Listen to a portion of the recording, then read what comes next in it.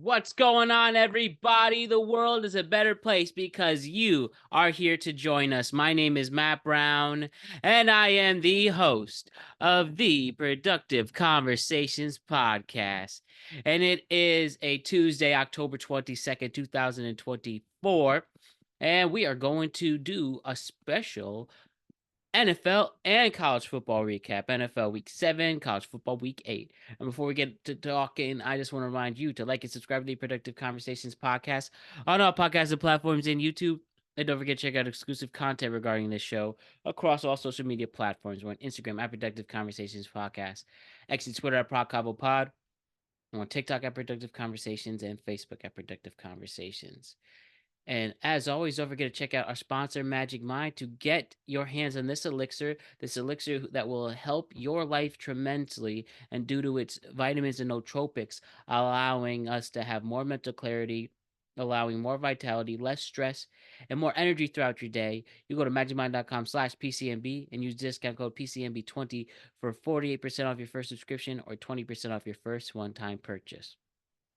So, as we've had just so much going on with the shows and so much to figure out and trying to keep up with our other obligations and paying our bills until the show becomes a full-time LLC in business so that we can focus this full-time. We focus this as full-time anyways, but it's just busy. A lot of long nights, a lot of not hours of sleeping, but we're doing this because we know we're good at it and we're going to accomplish a dream for it. So we usually do our recaps both college football and the NFL, and we usually split them. Just this week and next week, they're going to be on Tuesdays instead of Sundays with the World Series coverage taking place, and just so much going on, and pulling off all nighters. Which again, I don't mind. I just got so many other things going on, so I'm just trying to sort everything out as we continue to chase this dream, which is what we are going to continue to do. And with that, we are in a good spot, and we're just going to do our recaps for this on this Tuesday, both NFL and college football. On this week, we're going to combine the two into one show. Next week, we'll see what the workload is, and depending on what's going on, it will either be combined into one show, or it is going to be it'll either be combined into one show or split into two on next Tuesday. And then after that, it will be back the Sunday before the election. I believe it's the 5th of November off the top of my head. Or yeah. Yeah. Wait, let me see. Let's ask Siri real quick. Hey Siri, when is the election?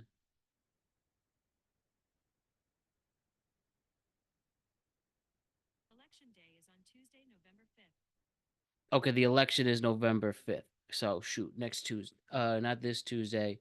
Week from 2 weeks from today is the election. So we will be back on November 3rd with our regular recap Sunday into Monday. So, and then two shows. Next week, again, remember, next week, the recaps for NFL and college football will be on Tuesday, either one show or two, and then back to normal the week after. So that's what's going on. We'll talk all NFL first, and then we'll talk college football after that. And our picks of the week will be at the end of the week as well. And this week our picks fell short. So let's get back on the horse next week. This week. But let's focus on what's going on right now.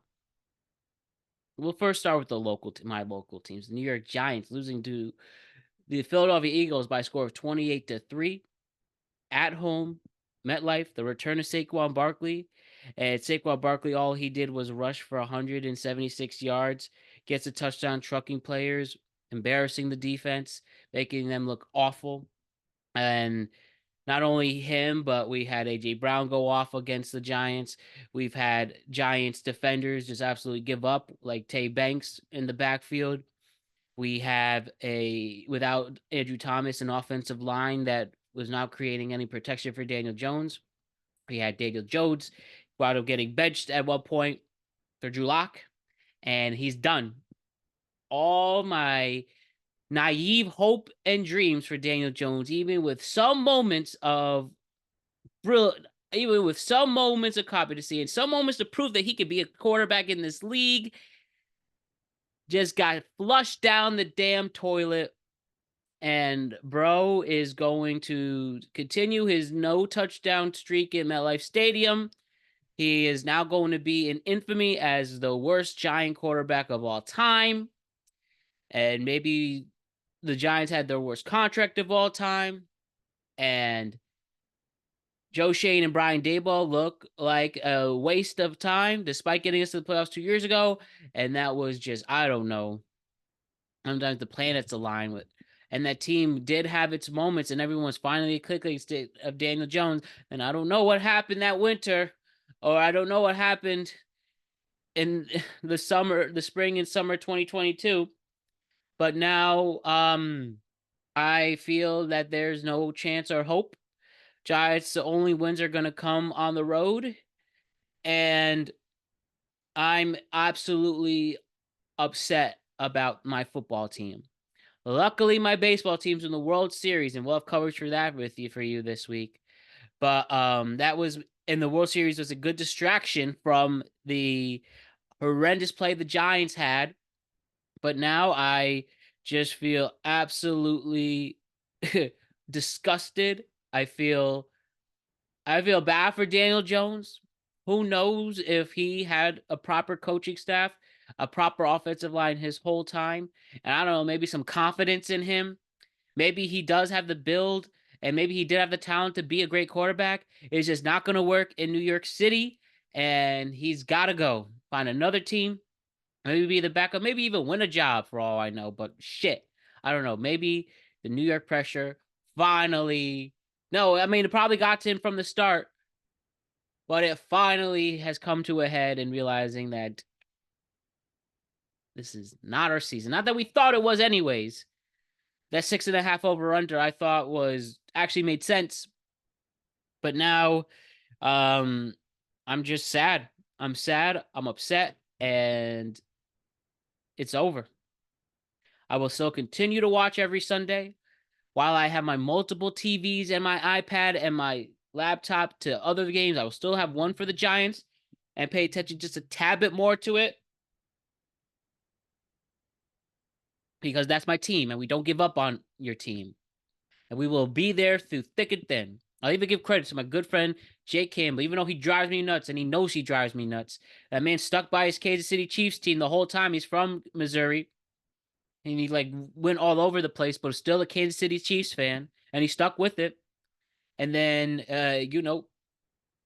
from Herm Edwards on and all that other crap, Jamal Charles never having the team around him to show his true potential, and he stayed with it. Andy Reid joins his team. I guess Jake was what at college at this point. Andy Reid changed the franchise, starting with Alex Smith, then Mahomes, and 3 Super Bowls later. All the pain and suffering he witnessed has all accumulated to something, to a wife, kids, and family, and stuck by his team.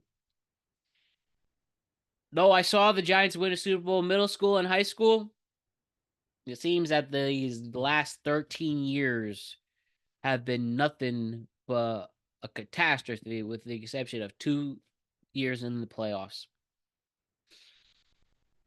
Upsetting, disappointing, but after seeing Saquon Barkley just manhandle the Giants, literally and figuratively, and literally truck some of our players.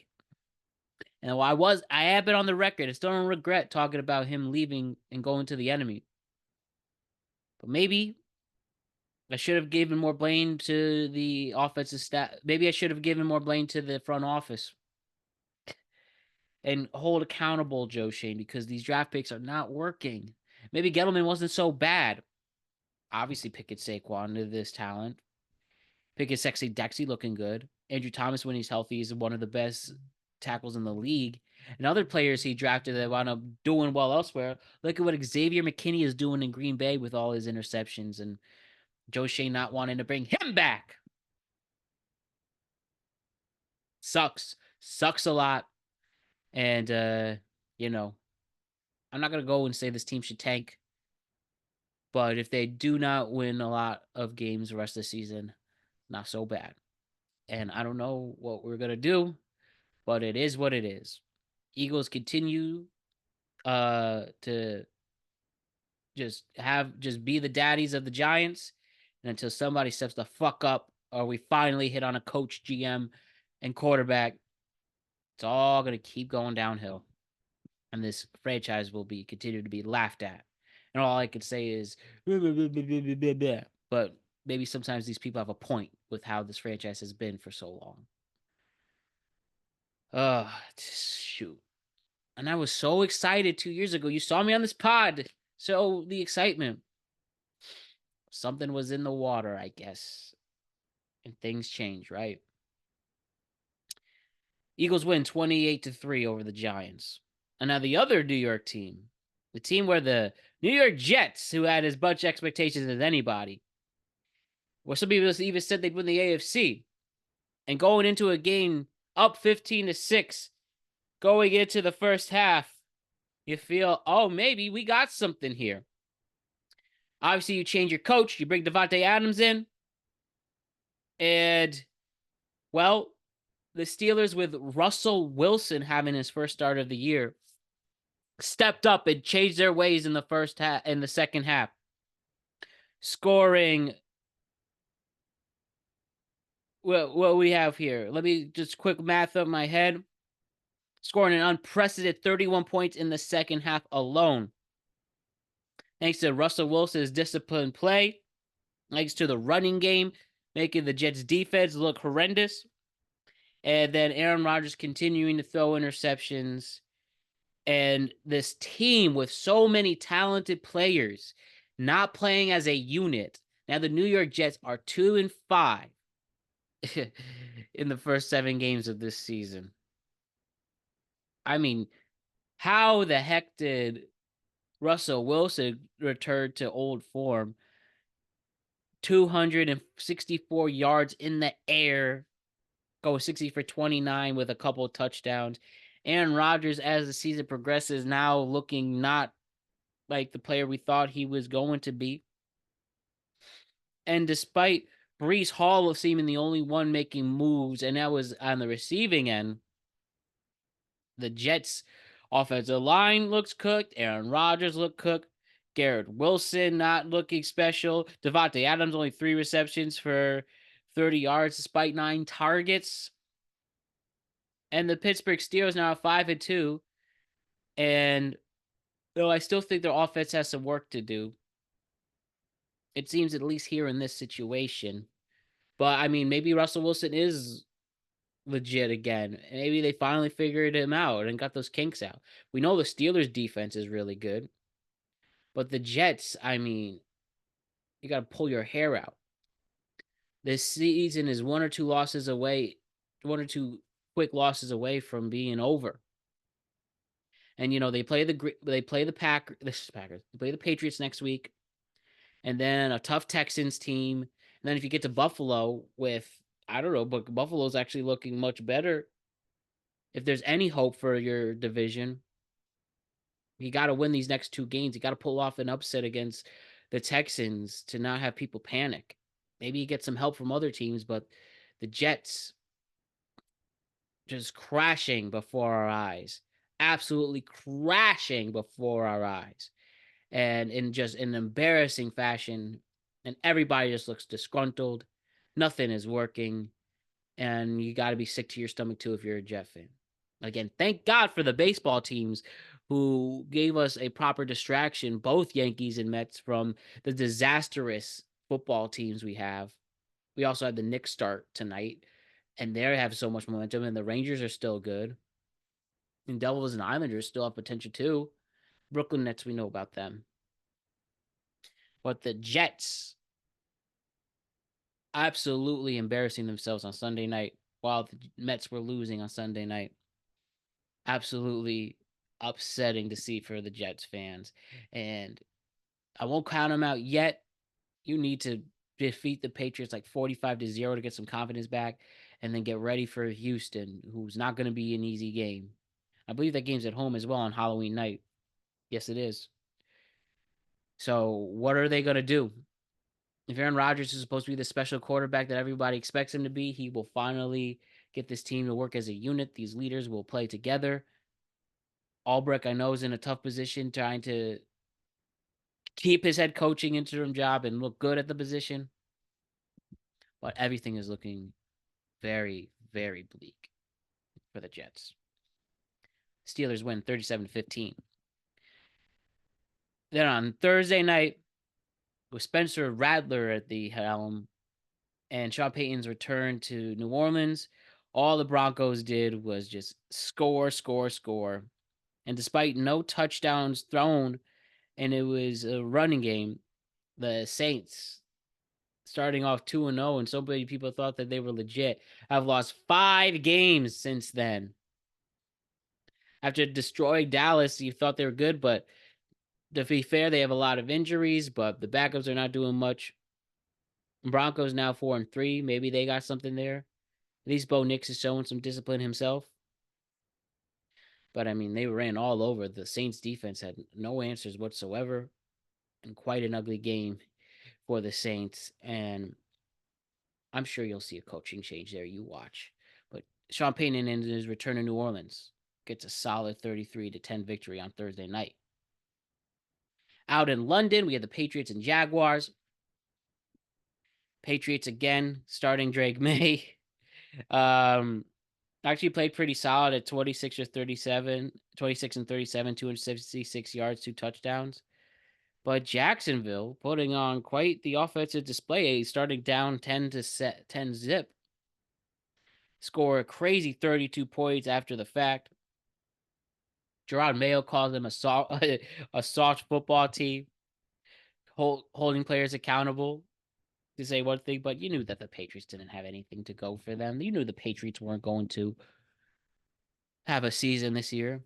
Jacksonville, to have any resemblance for their respected Super Bowl winning coach Doug Peterson, needed this win and score a lot of points.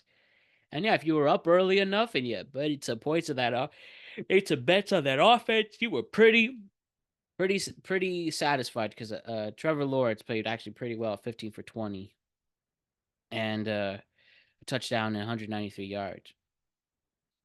But in this, what would be a boring game for the game, really for the gamblers and psychotic football fans, got an okay display of what the Jaguars could do if they were playing terrible teams, I guess. But 2 terrible teams went at it, and the Jaguars stay on top. And the Titans and Bills. Titans also looking like a very bad football team with their rookie coach. No answer at quarterback. Mason Rudolph had the start today. And again, they actually started off hot, and then the Bills just had no mercy whatsoever. 34 unanswered points after the Titans scored. James Cook running the ball, Josh Allen playing like a beast. Amari Cooper in his debut gets a touchdown. Everybody's rolling, and feeling good out there and making big moves. And the Bills now at 5-2 kind of look like it's their division to win now. I mean, everybody else is trash. Well, ultimately, I'm sure if they wind up getting the victory in a few weeks against the Jets at home, that'll seal this division for them early on. But everyone's looking like they're in sync, and Amari Cooper going to the Bills is probably that might help them go deep in the playoffs. Realistically, they're looking really good offensively and defensively, and Josh Allen, as long as he stays healthy, the Bills are going to be a tough team to go up against in this AFC. Bills looking really solid. Titans not so much. Texans and Packers, a back and forth battle. This was fun to watch. Ultimately, the Packers did it on a walk-off field goal. And now the Packers look like they got their groove back with Jordan Love, even with a couple turnovers, looking really solid. Josh Jacobs were making some runs out there. And then it's whether it's one week it's Dobbs, the next week it's Jalen Reed or Watson. The Green Bay Packers offense was played pretty solid, and they held. And the defense had the game of their life, only holding down a CJ Stroud for 86 total yards, not a touchdown in sight, going 10 for 21. And it was really the at least if one thing you could get out of the running game can carry this team as well. Joe Mixon healthy, looking damn impressive out there. And yeah, this could have gone either way. It looked like it was going either way, but the Packers with a huge win at home over Houston gets the victory at 24-22. Wowzers. Wowzers. Good fucking stuff from that. And Green Bay gets the big 24-22 victory. Good stuff. What a nice battle between two young quarterbacks. And the Lions and Vikings, who they played a hell of a game. Vikings, sorry, the Lions and the Vikings undefeated streak. They win by a score of 31-29. And this again could have gone either way. All their star players were making big moves. Gibbs had a big game. Even though he's roughed up in the beginning, Montgomery had a good game. Justin Jefferson played well. And Aaron Jones was a returning Aaron Jones made some moves. It was a matter on who was going to blink. And even the defenses of both teams made stellar moves. And I thought for a second during the fumble return that during the Vikings fumble return and they swarmed back that they had a chance of leading 28-29 at one point. But the walk-off field goal sealed the victory, and the Lions, even without Aiden Hutchinson right now, looking like one of the better teams in the NFL. And who knows? I doubt that they will be able to poach one of these big, be able to make a trade for a big pass rush to replace Hutch, Myles Garrett in your dreams, or even Sexy Dexy. I mean, it might happen. Who knows? They want to go all out. But the Lions looking really stellar at 5-1, and the Vikings at 5-1 too. Got to give hats off. They were going to lose eventually, but Detroit with the big victory here. Seahawks and Falcons. Seahawks actually, one week you feel Seahawks are nothing. The next week you feel like, oh man, they might be a contender. This is definitely the case here. And this was definitely the case here with the Seahawks with a 34-14 victory. Definitely Kirk Cousins had his worst game as a Falcon so far. And Geno Smith was able to get protected, making sure the offense looked stellar out there. And yeah, the Seahawks defense was just preventing the Falcons from scoring big points. They only get touchdowns from London and Bijan, but they were able to prevent them from making big moves in the red zone. Not so much for the Falcons to the Seahawks. Seahawks defense just gave problems all game for Kirk Cousins. And in this game that was pretty much a pick 'em going into it, the Seahawks prevail, and now they are a team to really pay attention to. Bengals and Browns. Bengals got a 21-14 victory. And once again, Deshaun Watson gets another season-ending injury. This time it looks like a ruptured Achilles. Now, we are definitely aware of the disgusting allegations against Deshaun Watson. He's definitely not a perfect person. But I don't know. It was just tough to see people cheer for an injury like that. And, you know, it sucks. It sucks. I mean, you know, you just don't cheer for injuries, I guess. Even, I don't want to say he deserves the injuries, but he's had a dark past. But it's just, you know, everyone's better than that. Hopefully he gets a speedy recovery and I don't know, get some more soul searching moments in his rehab while they will now see another option at quarterback. But honestly, the season's probably done already. 1-6, 0-3, no hope, tough division. We'll have Dorian Thompson Robinson maybe play some moves in Winston. But Bengals get a much needed victory to salvage what they have in their season. And thanks to, even though it was a slow start, Cincinnati runs away with it from a really good Joe Burrow game and stuff like that. And Higgins and Chase looking like a great duo out there. But I don't know. Browns, you just see what you got left. Nick Chubb was back, so that was good to see. So just let the season roll there. Tough weekend for Cleveland, losing the Guardians and a very bad football team, and showed themselves even more during this this weekend for them. Dolphins at Colts. Even the Tua will be returning this week. So his last game out, they had Snoop again, and what was definitely the most boring game of the week ultimately ends with the Colts running away with it and get a big victory, and Anthony Richardson returning. And man, that guy loves to use his legs out there. Good game from him. And then uh even with some injuries, no Jonathan Taylor again. Colts wound up getting this victory over Miami, 16-10. And now we'll see what Miami has again because they do have still have their two receivers in Waddle and Hill. Pretty good offensive line, even that was what we saw in this game. And hopefully Tua stays healthy and avoids major catastrophes. And we'll see if the Dolphins can pick their season up. But losing to 10-16, tough break for them. See if they can bounce back. And we're back. All right, I had to quickly do something. Um, but anyways, let's move on without my hat. It's over there. Oh well. Okay, we have the Commanders and the Panthers. A little scary moment with the rib injury to Jaden Daniels, but it looks like he'll be week to week. And with that, the Commanders just slaughter the Carolina Panther. And with that, the Commanders slaughter the Carolina Panthers. They no hope. Nothing's gonna work for us for a while. Carolina Panthers, 40 unanswered points for the Commanders. The over under was 43. It was like 52, and the Commanders almost did it by themselves. But yeah, everything just worked out. The defense looking great, one of the more underrated defense. They're creating turnovers and scoring off those turnovers. The Siebert is looking like one of the better kickers out there. Brian Robinson once again just turning into a very fun running back to watch in this league.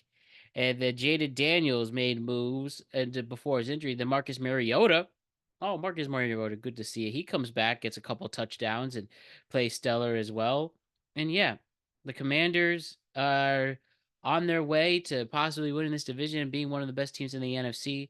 And again, they said that Daniels probably would have been good to play if it was a closer game. So again, just speedy recovery. Then we have a very entertaining game against the Bears and the Commanders, which will be a lot of fun to watch on Sunday afternoon, late Sunday afternoon. They moved him to the later window. That'll be the game of the week. But Commanders, just everything's working with them. Great defenders, great offense. One of the probably the most explosive offense in the entire NFL. Dan Quinn getting some more glory again. And yeah, good stuff for those who stuck by their Washington team. Redskins, Washington football team, then Commanders, and yeah, Panthers are the complete opposite. The Raiders and Rams too. Looks like Rams are ready to clean house and with trade rumors to with Cooper Kupp and Matthew Stafford. The Raiders too, looking like obviously they traded Devontae Adams, so two teams that are ready to switch things up. Ultimately led into a Rams and Raiders victory. Sorry, it looks like a Rams and Raiders game that with a Rams victory winning 20-15. And yeah, I'm not excited to see what they do. I wouldn't be surprised if Matthew Stafford leaves. Kind of confused of who really needs a quarterback left. Um, Matthew Stafford to the Giants? No. Giants got some shit to figure out what they're gonna do. Maybe if they won against the Eagles, maybe there was a hope, a chance, but no chance now. Definitely not there. I heard of the Vikings, but Sam Darnold's playing pretty well. Um, Another weird one. Maybe the Browns lost their quarterback, but they're 1-6, so no hope there. Maybe the Dolphins, but Tua said that in a press conference that he will be returning, so his by default. Yeah, weird stuff. I think the Broncos will ride it out with their quarterback, with their rookie quarterback, and yeah, good stuff. And the Chiefs at 49ers, a close game at one point. Brandon Ayuk's gone for the rest of the year with an ACL injury. Dabo had legit sickness. As much as that him and Greg Kittle could be a great duo. Ultimately, the Chiefs with their defense just giving problems to Brock Purdy all game, and in this Super Bowl rematch, I don't know. Brock Purdy did not look good out there. And Patrick Mahomes, despite having no touchdowns and two interceptions, now has more interceptions than touchdowns at this point in the season. They're still undefeated. Going off of their bye, 6-0. Mainly it's their defense that's carrying them. And you never felt that the 49ers had any chance to threat. And they've had injuries all season. The fact they are 3-4 just shows how good Shanahan is. But I thought it was the 49ers game to win. Maybe if everybody was healthy and on point, it could have been, but nope. The Chiefs run away with it and they get the 28 to 18 victory. And despite not having receivers, despite despite running with a former despite a running game that's okay with Kareem Hunt. And yeah, the defense is one of the best in the league, and that's what's making them so damn good. While the offense is just okay, but yeah, ultimately the Chiefs win again, and they might be undefeated the way this is going. They might end the season undefeated. I don't know who. Let's see who they play now. They don't have a bye anymore. The Raiders next week. That's a win. The week after that, where's Kansas City? The Bucks might be competitive, but I think they could win that. The Broncos? No. Maybe the Bills game in week 11. They might be in the weekend before Thanksgiving. Maybe the Bills give them a run for their money. Though I wouldn't be surprised if they're going in that game 10-0. And yeah, despite a scene where all this is going, and the Chiefs haven't been that prominent in the mainstream, but yeah, the chances of them three-peating might not be so far-fetched at this point. And the Ravens and Bucks. Ravens were up 41, win 41-31. 5 touchdowns, no picks against a pretty good Bucks team. And they lose Godwin at the very end of the game, and they lose Mike Evans too. But Baker keeping them in there, but it just wasn't good enough. The Ravens just and Derrick Henry again. Derrick Henry is such a monster. He's a no doubt Hall of Famer. 15 carries, 169 yards, trucking people still, hard to tackle. And yeah, despite some bickering at points with this game, Ravens with a convincing 41-31 victory over Tampa, who at least put up a fight towards the end, but it was all Baltimore. The close game score doesn't justify how damn thrilling this game really was. So how much of it was really all Ravens in this game really was, but Baltimore with a solid 41-31 victory. And the other Monday night game, Chargers and Cardinals. Well, interesting stuff with the Cardinals and getting the walk-off touchdown. Justin Herbert not throwing a touchdown in this game is pretty annoying. I'll give him the fantasy level for the kicker named Dicker having a great game. That's good fantasy wise, but even with not much of a Marvin Harrison game, James Conner played a stellar game, both rushing the ball and going out for passes. Kyler Murray uh looking pretty solid out there. And a back and forth game ultimately ends with Arizona getting this victory on Monday night. And watch out for Arizona. Their coach is pretty good in Gannon, what he's able to do and get this team disciplined and motivated.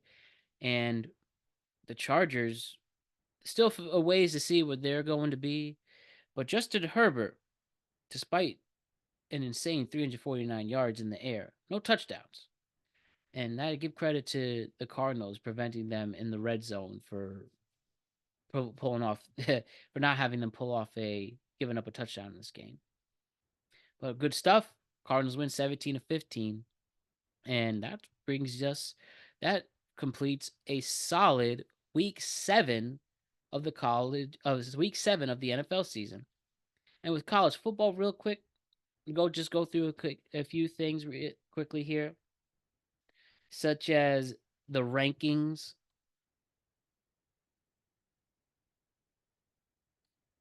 Obviously, just the big things that stuck out in college football this past week. Bama going down once again, second loss of the season, another conference loss. That's probably it for them. They're probably not going to make the college football playoff in the Kellen DeBoer era. Oh, tough for Alabama on that one. Big win for Tennessee. Now they might have a chance making a run at the SEC, and Bama, lots to take in there. Georgia and Texas, another big SEC matchup. Georgia just manhandled Texas. No, my pick was completely wrong. 30-15.